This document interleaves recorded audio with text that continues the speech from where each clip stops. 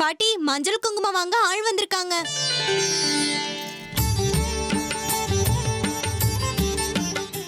நீயும் கூட்டிகிட்டு வந்திருக்கியா? இவங்களும் வந்திருக்காங்க. அந்த பங்காரி அனுப்பி வச்சானா? அவங்களே உள்ள வர சொல்லு. வாங்க, உள்ள வாங்க.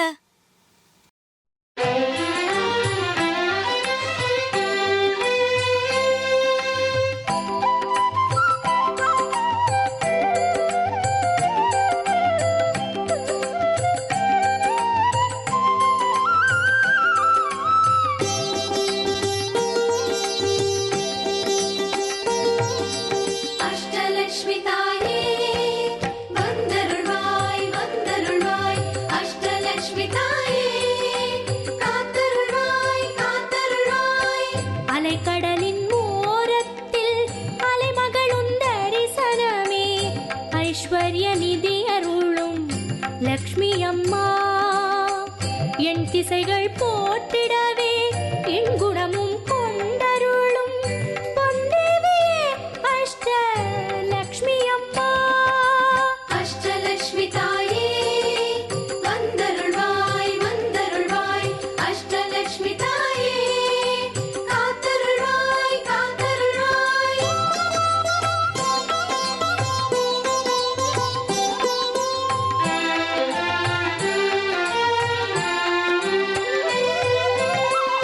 இருகைகள் தன்னிலும் அபயமுடன் பரதமும் தாங்கிடும் ஸ்ரீ ஆதி லக்ஷ்மி அம்மா.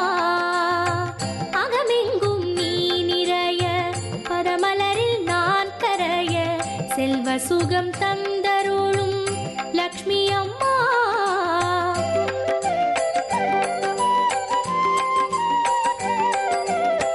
ஜடையதனில் உயர் மகுடம் பொன்வாடும் கும்பமதே தாங்கும் உள்ள வாங்க, வந்து உக்காருங்க.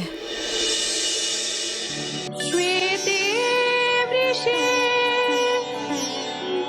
சமாரூடா ஸ்வேதாம்பரதரா சுச்சி மகாகௌரி சுபம் தத்யாத் மகாதேவ பிரமோததா.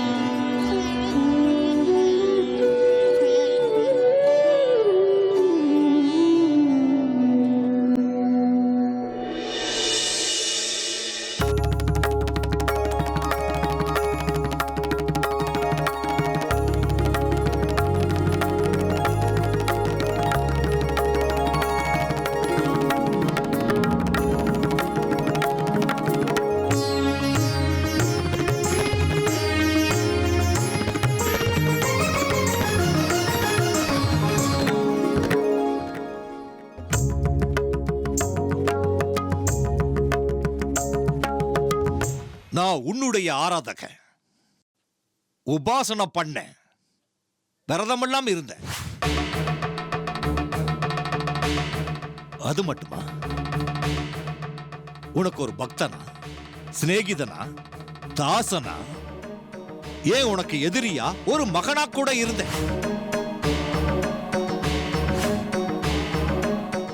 ஆனா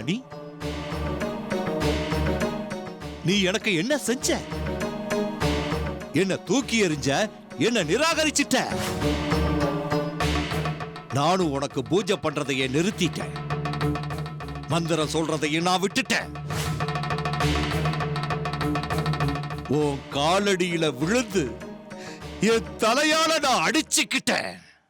தாயே, ஸ்ரீ சக்கரத்தை எனக்கு தாயேன்னு கெஞ்சின.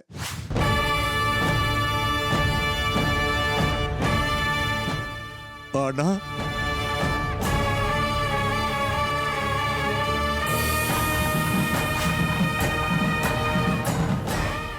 இன்னும் நான் எப்படி வேண்டிக்கணும்? இல்ல எப்படி வேண்டிக்கிட்டா நீ கொடுப்ப? சொல்லு தாயே, அதையும் நான் செஞ்சிடறேன்.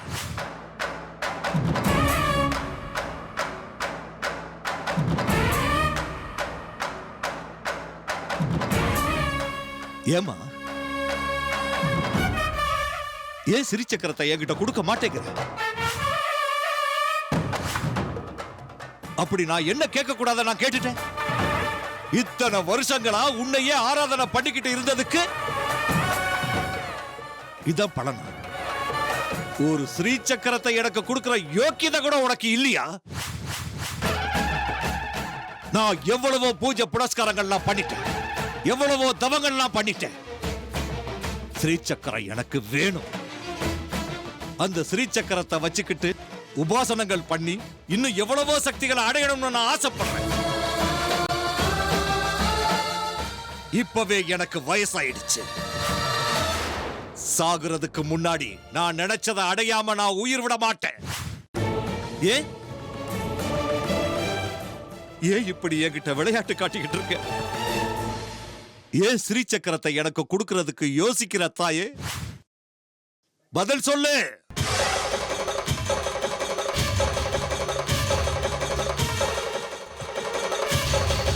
ஆனா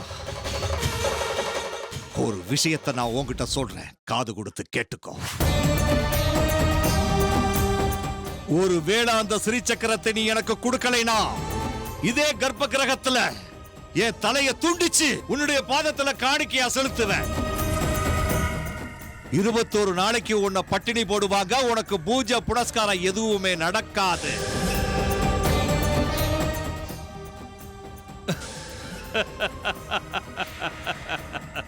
என் ரத்தத்தை பார்த்தாவது உனக்கு சந்தோஷம் கிடைக்குதான்னு பார்க்கலாம். என்னோட சாவு ஒண்ணுதான் உன்னுடைய கடைசி காணிக்கையா வேணும்னா இதோ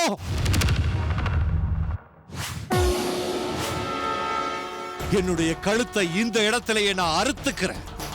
என் தலையை உன் பாதத்துல சமர்ப்பிக்கிறேன்.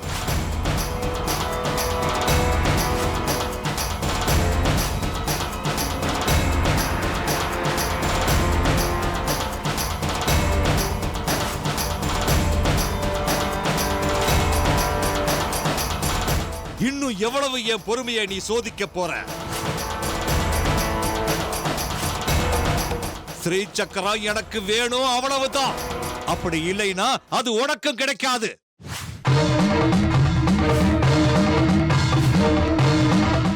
இப்பவே சொல்றேன், அது சரித்திரத்திலே இருக்கு. தெய்வங்களுடைய சக்தியை விட பக்தர்களுடைய சக்தி தான் அதிகம்னு பாத்துறலாம். என்னுடைய சக்தியா இல்ல உன்னுடைய சக்தியான்னு?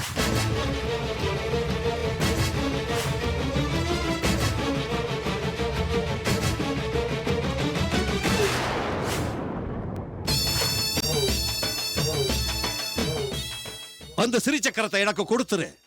அது எனக்கு வேணும். அது எனக்கு தான் சேர வேண்டியது. ஸ்ரீ சக்கரத்தை தேடி போனா நீ ஏதோ விக்கிரகத்தை காட்டுற.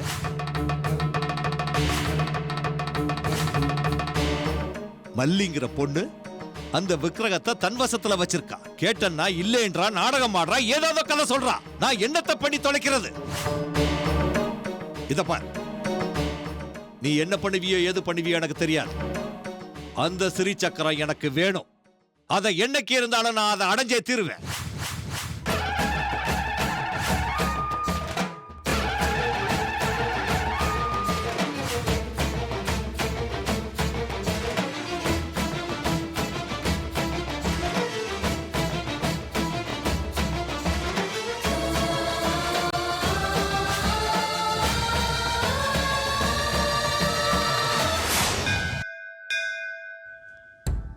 அதெல்லாம் எடுத்து வச்சாச்சுல? எடுத்து வச்சாச்சுண்ணா.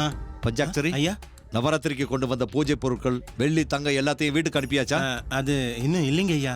அது கணக்கு போட்டுக்கிட்டே இருக்கோம். உங்க வீட்ல இருந்து வந்த பொருட்கள் எவ்வளோ, இங்க இருக்கிற பொருட்கள் எவ்வளோன்னு கணக்கு தெரியல. இப்பதான் பாத்துக்கிட்டு இருக்கோம். சீக்கிரம் அனுப்பியா? அதுதான் நவராத்திரி முடிஞ்சாச்சுல்ல. இத பாரு, தங்கம் வெள்ளி பூஜை பொருட்கள் இது எல்லாத்தையும் ஒரு பெட்டியில வச்சு அதை ஒரு பல்லக்குல வச்சு பல்லக்குல தான் வீட்டுக்கு அனுப்பணும். புரியுதா? இந்த மாதிரி விலை உயர்ந்த பொருட்கள்லாம் கோயில இருக்கிறது பாதுகாப்பு இல்ல. சரிங்க ஐயா. சீக்கிரம் ஆகட்டும். சரிங்க ஐயா. நமக்கு அதிக தூரம் இல்ல குருவே. நம்ம எப்படியாவது அந்த விக்கிரகத்தை அடைஞ்சே தீரணும். அதுக்கு எந்த வழியை வேணா நம்ம தேர்ந்தெடுக்கலாம். அப்பதான் ஸ்ரீ சக்கரம் நமக்கு கிடைக்கும்.